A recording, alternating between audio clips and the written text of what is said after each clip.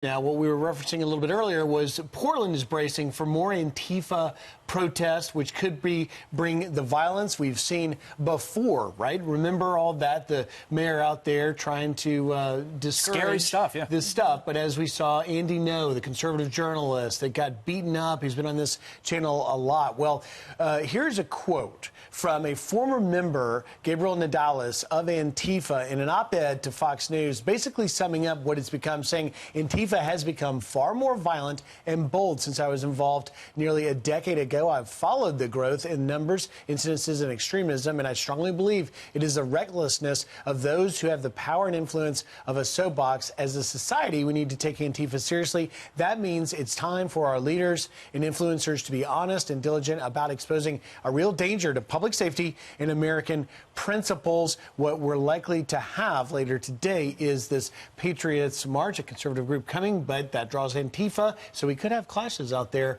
later on this afternoon. Yeah, and we've had Gabriel on the show. Gabriel's a very important voice to me in this because he is a former member of Antifa, as you said, Griff, and he has some inside knowledge as to what the motivation of the group is, what they get told on the inside. And it's very scary right now because you want to defend people's right to protest. That is a cornerstone of this republic that we live in. But at the same time, it becomes very scary when journalists who are now going to cover these protests fear for their own lives and their own safety, because that is profoundly un-American, to violate people's right to protest by infusing these movements with violence and with a lot of fear. You know, people should be able to go. They should be able to express themselves, differing opinions. But what you're seeing on camera right now, which was from the last protest in Portland in June, that is Andy Ngo, who got assaulted. You remember we covered this at the time, and you saw images of him, and his face had been badly hurt.